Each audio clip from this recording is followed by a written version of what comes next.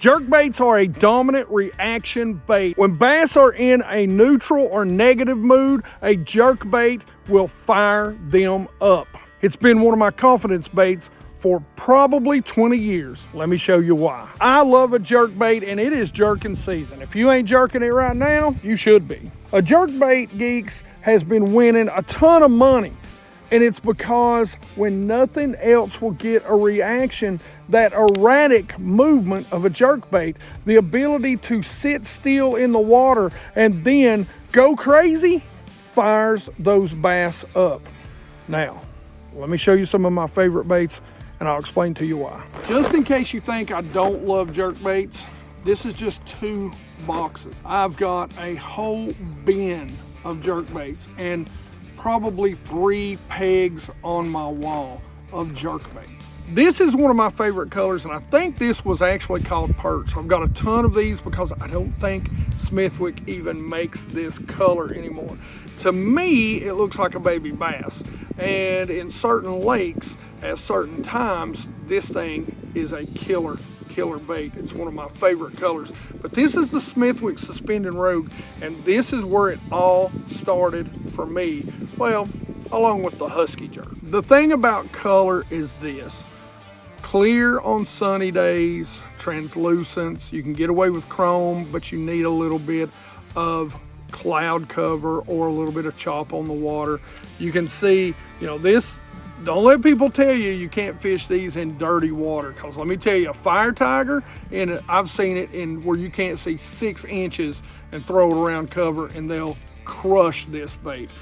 This is a Rapala Shadow Wrap Shad.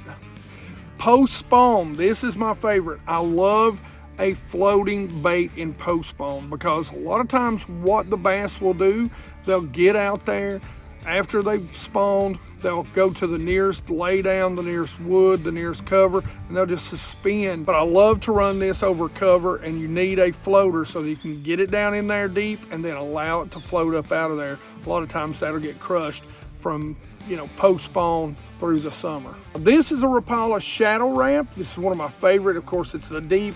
As it gets colder, I like a deeper diver. And of course, I'll even put suspend dots on it to get it to sink. Now, these are slow sinks. I really love these in the lakes that I fish. I will be the first to tell you, these Shadow Wraps, I don't catch a lot on these, but I catch the bigger bass on these Shadow Wraps. I don't know what it is. And then we come to really what I consider my go-to jerkbait. This right here is what I'm going to have tied on 90% of the time, and to be honest with you, it's going to be one of these 2 colors. Even largemouth, when they're deeper, seem to love this. Now, if you're in clear water, you're going to want a little overcast, kind of like today, a little bit of wind, kind of like today, to break it up. But if they're deeper, I don't know what it is about that chartreuse belly, it just calls them up. Now, if I'm in a little clear conditions, I'm going with this Matte Shad. If it's clear water, it's calm, maybe a little sun, this thing is a beast. But these are the Mega Bass 110s. Now, I'll use the shallows, but again, I fish some deep water. So the 110s, the 110 plus 1s, and the 110 plus 2 is the ones I like. And I also love when it's clear. I love the 110 Junior and the 110 plus 1 Juniors. Now, I'm going to tell you, most of the time I will take that split ring off, but I will use a clip. That way I can change up colors real quick to see what they want. Now, this is your 110 plus 2. It gets down there really deep. And this is a little trick that I'll use. That is a suspend dot. These baits tend to settle nose down. So you can put a couple right there to set them nose down, and it'll get them sinking a little bit deeper. So maybe put you 2 here and then 1 there to just keep them balanced out a little bit more. And then you can add maybe another 1 there, 1 there, and 1 there. And you can really get these baits down deep. These baits right here, I have caught bass as deep as 25 feet over brush piles before. They just don't see these baits that deep. This is by Bill Lewis. So the same people that make the rattle trap, this is called the Scope Shad. You're supposed to be able to see it. This is a big jerkbait. And right now, this time of year, I love to throw this thing because they'll get down in those brush piles. Here, it's November. This thing is a sinker. so I can get it down there. It's big enough to call them up out of those brush piles. So now, let me show you a little knot that I like to tie on my jerkbait. So the first thing you do is you put it through, then you double your line. Now the bigger the bait, the more you want to double that line. So then you just spin it around 5 times, 2, 3, 4, 5. Take your loop, you pass your bait through it, and then you just start to tighten down. Pull that loop down. And there you have a nice little loop knot. Cut your tag in. And this thing will turn a lot more freely with that knot. All right, let's talk about rod, reel, and line setup. First thing I want to show you is this. Evolve sent me some really cool rod covers. I carry a lot of rods, so it's really important to me to have covers, especially with good tip protection. And look at that right there. That is awesome. That's a good, hard rubber protector on the tip right there. Same thing, it's got the little bungee style loop, and these are, I believe, neoprene, so you can get a hook in them, but it just comes right out. You do not get hooks stuck in these like the traditional ones. So I am a big fan of these. And by the way, those things do float also. These, a lot of people ask me where I get these. I just got these off Amazon. Man, they're good quality, and you can get a bunch of them for a really great price. I will put a link down there if I can find them still. I've had them forever at this point. Now I do carry 2 rods. This is my TFO Professional.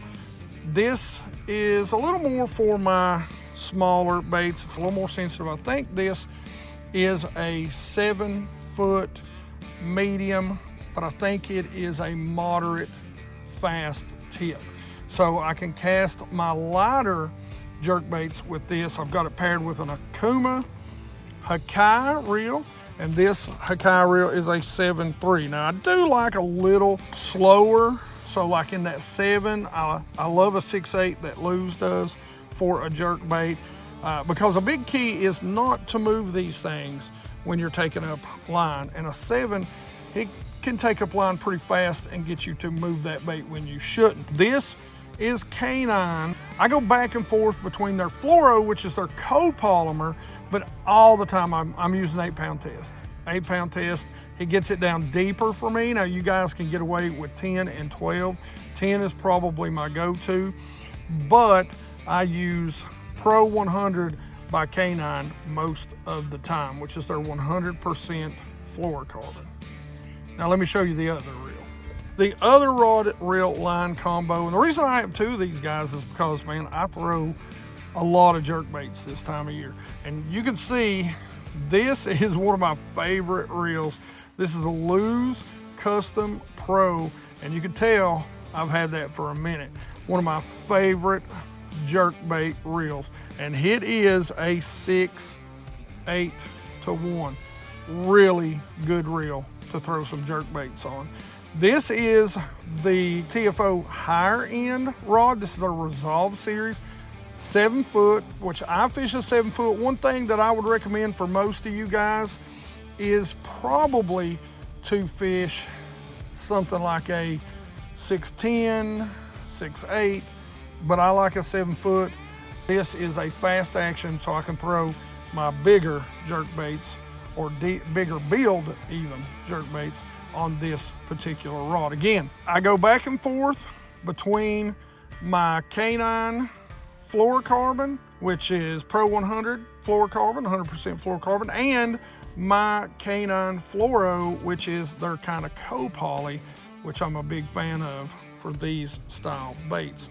Both works real well. The copoly has just a little more stretch, so you're not tearing the hooks out as easily as you would with the Pro 100.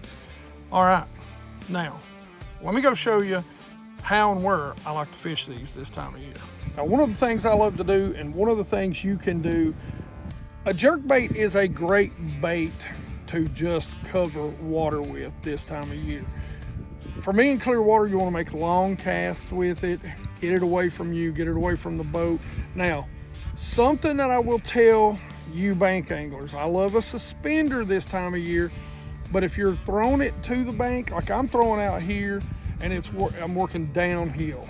So if you're throwing out and coming uphill, something that you might want to do is make that cast, and when it's out over deeper water, sure, you can have your rod tip down to the side and you can twitch. As it gets closer, what you want to do is start twitching up so that it's contouring the bank upwards if you're using a suspender. Something that I would highly recommend you guys do is that you think about using a floater and maybe putting a few suspend dots to make it a super slow floater.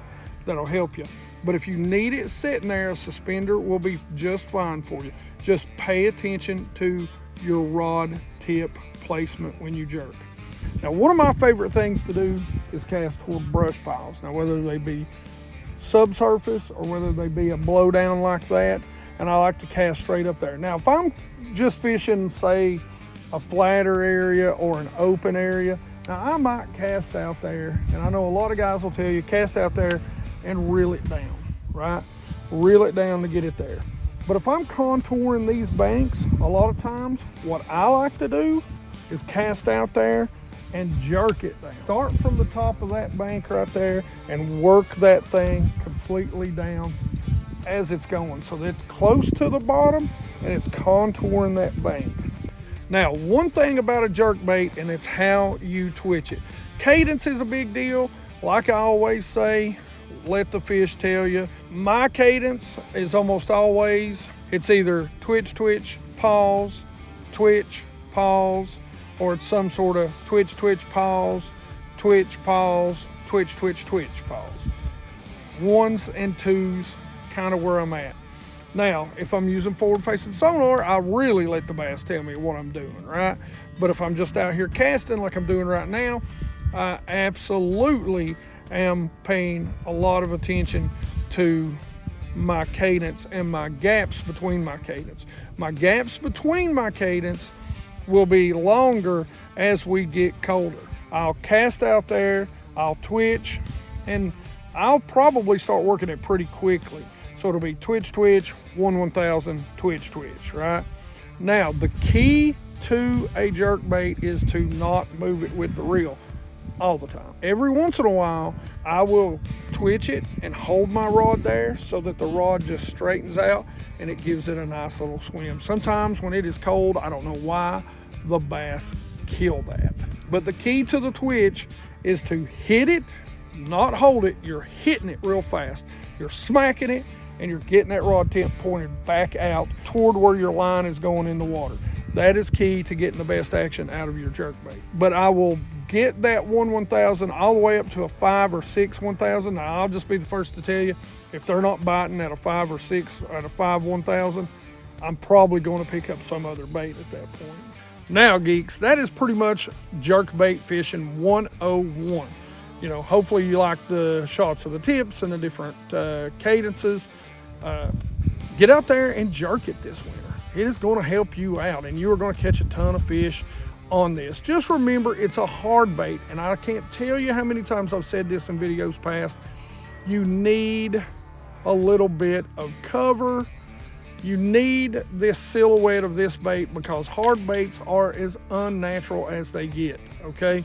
So you need some chop. You need some watercolor. And I know jerkbaits are generally a clear water bait, but you still need something to be able to maximize your catch rate with a jerkbait.